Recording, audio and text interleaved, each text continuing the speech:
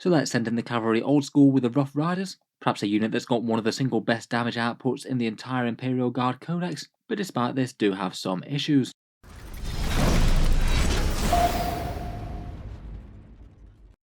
Hello and welcome back to Auspex Tactics, where today we're talking Imperial Guard once more, and this time I thought we'd do a focus review of the new Atillan Rough Riders and some of their strengths and weaknesses in the new Guard Codex. In the video we'll talk over their datasheet, talk about their wargear and strengths and weaknesses, look at a few of the things that can make them a bit scarier on the board, and the truly ridiculous damage output that they can attain if they do so, how I think about fielding them, and roughly how strong I rate them currently in Guard. Loads to talk about, so let's jump straight into it.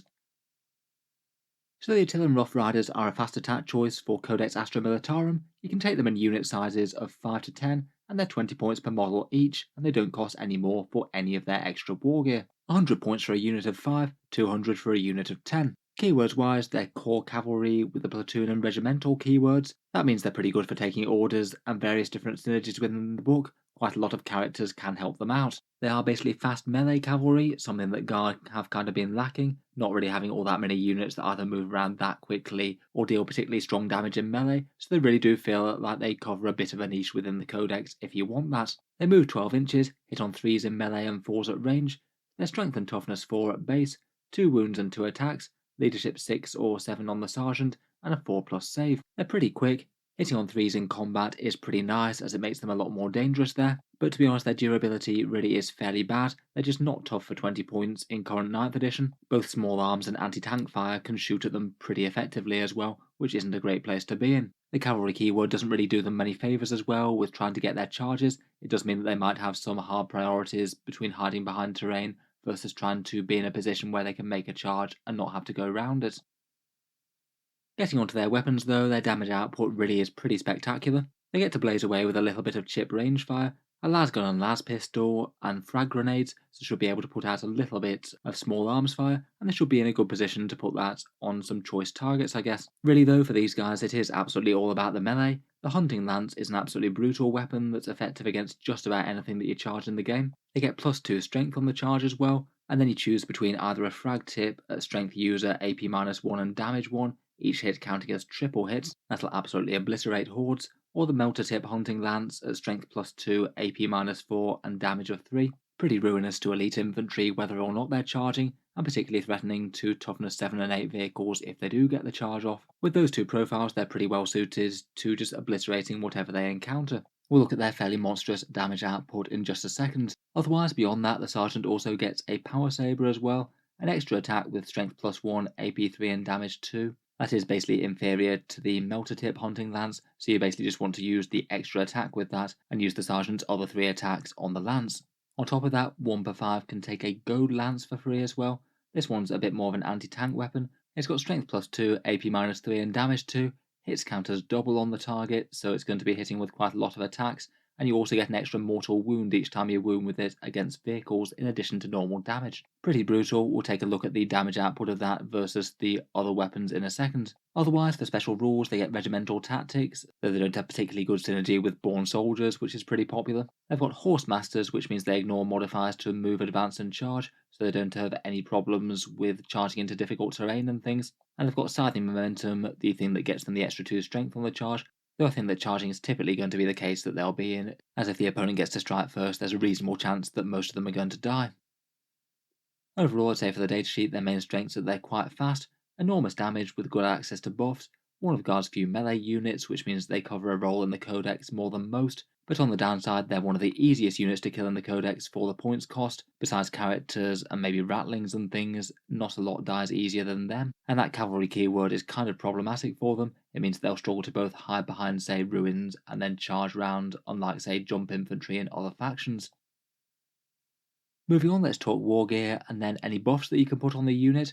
I thought it would be interesting just to math out the damage of the gold lance versus the others, just to see how good it is on various targets, and I would say that overall it is well worth taking over the regular hunting lance. Against most targets you're going to be the same or better. Compared with the hunting lance, the 2 targets that the gold lance isn't better against are things like toughness 3 hordes with poor saves, and 3 wound infantry with very good saves like terminators. The gold lance is quite significantly better against 2 wound infantry like space marines, and is perhaps unsurprisingly a fair bit better against multiple flavours of vehicle with the mortal wound mechanic. Seeing as it's free, I think you may as well pick one up to be honest, though I guess if literally all you're expecting to play against is 3 wound infantry, then the hunting lance is probably a little bit better. Moving on to the various ways to get more out of the unit, for regimental doctrines, I feel like these guys are a bit more limited in scope. They don't really get a whole load out of born soldiers for their lasgun shooting, and I feel like they perhaps do better with a few of the doctrines that maybe some of the other regiments don't really want to take. I feel like if you did really want to try and build around Rough Riders a lot and take multiple big units, then things like Swift as the Wind and Recon Operators are both quite good. Swift as the Wind gives you a plus 2-inch move to them and also plus 1 charge, and that has decreased their average threat range all the way up to 22 inches, which is really quite big. You could even order them to move as well for an extra 2 inches if you wanted to. That should in theory get you an average charge on something 24 inches away. The plus 1 to charge, I guess, could also be pretty handy if you did want to put one in strategic reserve as well. You'd at least have somewhat of a chance of getting them there. Otherwise, I think that Recon Operators is really quite interesting for them. That one gives them a 6-inch pre-game move, and that particularly combined with Swift as the Wind means that, say, if you went first, you could have multiple big scary units of Rough Riders charging the enemy to death turn 1, which could be pretty serious stuff seeing as they have such massive amounts of damage. I feel like that's maybe quite a big risk strategy though, depending on whether you go first or second and they all just get lit up turn 1. But I suppose that 6-inch move might be able to keep them a bit safer perhaps, and try and hide them behind some terrain or something if you don't get the first charge. Otherwise, a few of them have some minor bonuses, though nothing absolutely outstanding, I'd say. I kind of wish that they could get the brutal strength one, I suppose, for plus 1 strength, but unfortunately that's infantry only. You don't get any burly Kaschans riding horses, apparently. Next up, being a core and platoon unit, they've got quite a lot of options for character buffs.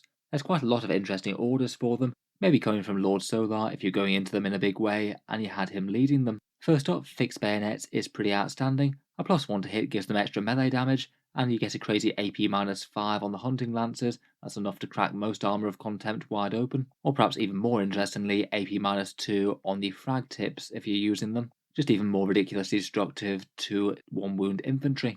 Otherwise, it does look like they can take advantage of take cover as well. If you do know that they're going to be exposed for a turn, then getting light cover for an effective 3+ save at range would be quite nice. Certainly helps out a little bit with their durability problem, though I still wouldn't say that they're outright tough. Move could be an excellent turn 1 order to get them into position. 14-inch movement at base and an automatic 6 to advance. That would get you a 20-inch move. Hopefully that will be enough to get you from one set of cover to the next potentially. Ideally start hidden, then use that big movement to scoot round to another piece of cover, hopefully in the middle of the board where you can threaten charges on important stuff. The Prefector's orders, I guess, might struggle to keep up a little bit, but I guess if it was important and you weren't using any of the rest, you could maybe throw objective secured on them, give them that, and then charge them off towards a midfield objective to secure it for a turn. I guess it could be at least situationally useful. Otherwise, I guess theoretically any rerolls that you can get from nearby characters, though I think they're quite likely to outpace things like command squads or castellans. Of course, Lord Solar's big full rerolls thing are pretty outstanding for them. If he throws them on these guys, then they go from being great against everything to spectacular. Though I guess you could say the same of plenty of units like Kazakin. On paper it does look at least fairly easy to use though. Throw the big rerolls on them and then go galloping off to try and charge something, though potentially get killed in the reprisals the following turn. For warlord traits, I think that Master Tactician is actually a really good one for Rough Riders.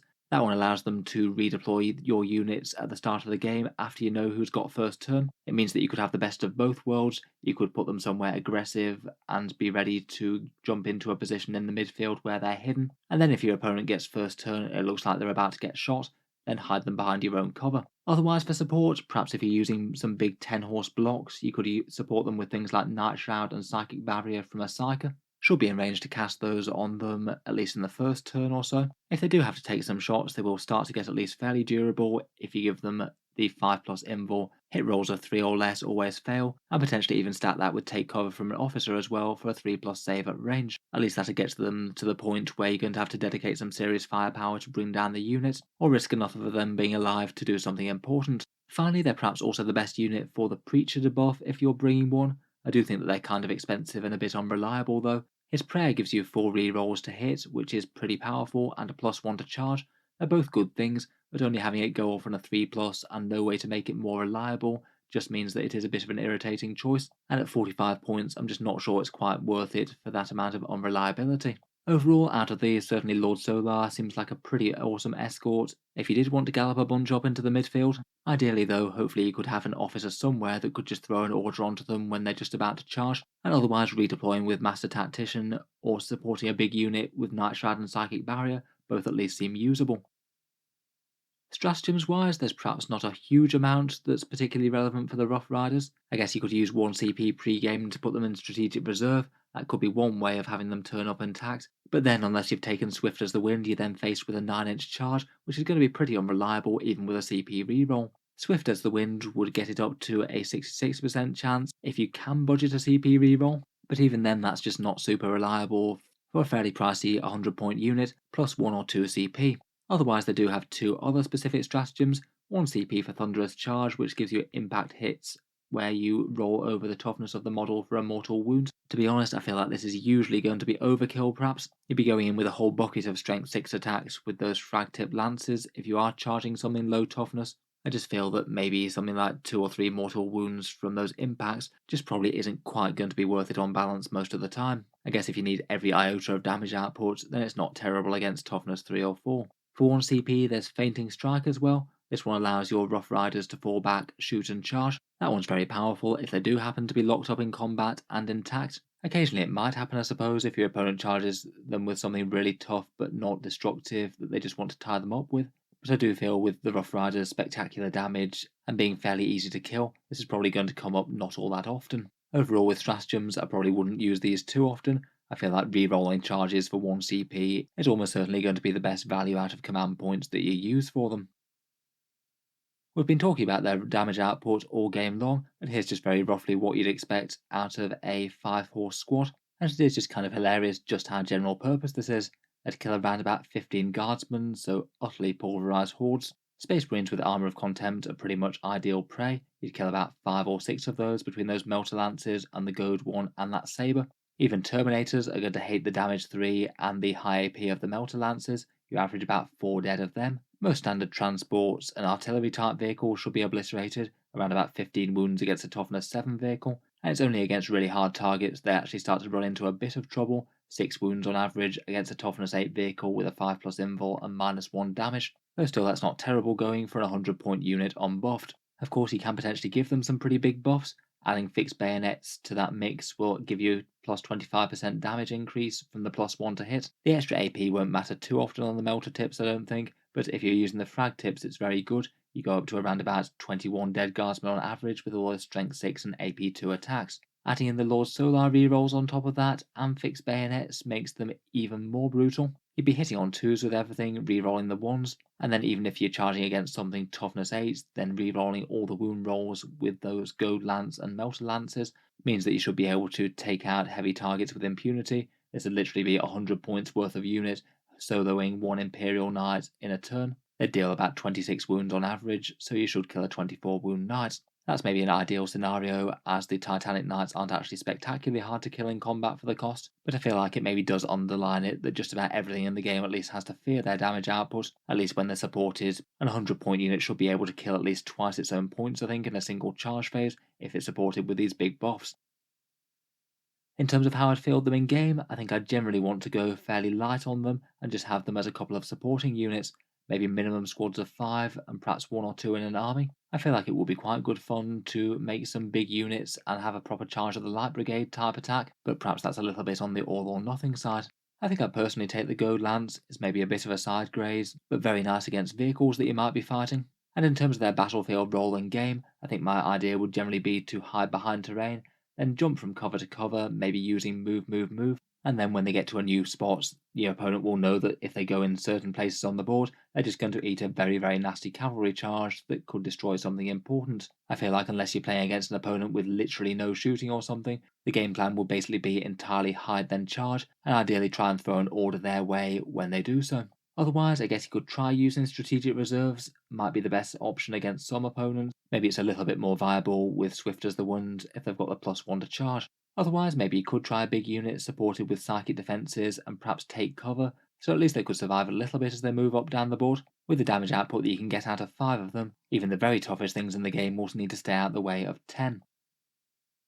So in terms of an overall take, how strong are Rough Riders right now then? Overall, I probably would say that despite their enormous melee power, they're probably only quite good in guard, rather than being an auto-take unit that everyone's going to be spamming. I feel like a lot of competitive lists that I've seen theory crafting aren't really using them that often. I think there's no real debate that they have the damage output that they need. It's just a little bit hard to use in practice due to the cavalry keyword and having to go around terrain and really not wanting to wind up out in the open at all. I feel like perhaps a unit that has a bit of counterplay to them, you could just get screened out by something that's just not really worth sacrificing them for. They're perhaps a prime target for ignore lines of sight weapons or fast movers like flyers, and that also doesn't help against a few matchups. Perhaps one other reason is that they're competing for the fast attack slot with sentinels as well, which people often want to field in individual units, which means that you're often having to choose between another individual sentinel or something and upgrading to some much more expensive Rough Riders.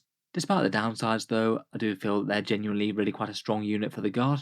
Even if they are hard to deliver, I think you just can't really underestimate that amount of damage output, particularly with move, move, move, then jumping them from cover to cover certainly isn't undoable. And even if they do spend a fair bit of the game just loitering in the midfield of your army, then jumping out to do a brutal countercharge on aggressive enemies could still well be worth it. I must admit, being the owner of far too many converted horses already, I'm quite tempted to try out some sort of silly 30 Rough Rider list with Swift as the Wind and Recon operatives, and just have some massive cavalry charges right from turn 1, and then follow up with a bunch of tanks or something. You'll probably not be winning too many competitive games that way, but it certainly sounds fun. So anyway, let me know what you think of the Rough Riders in their new incarnation. Overall, I quite like them as a unit, devastating power when things do come together, but they do have their weaknesses, probably fairly balanced overall, I reckon. If you've enjoyed the video, then feel free to subscribe to Auspex Tactics, we'll certainly keep some regular guard videos coming, and feel free to check out some of the other ones I've done. I'll leave a link in the video description below for my Russ's Dawns and Baneblades comparison, and a bit of discussion as to which ones are shaping up to be best in the new book. Finally, if you have been enjoying all the videos on the channel, I would just like to mention that Auspex Tactics does have a Patreon page as well, and you can find that linked down in the video description below if you're interested in supporting. Channel patrons do get a fair few advantages, seeing certain videos early, regular votes to see what sort of things happen next on the channel, and automatic entry into the regular prize giveaways with a chance to win some big model kits each month. If any of that sounds good to you, or you'd just like to help support, the link is down in the video description. In any case, a massive thank you for listening, and I'll hope to see you guys next time.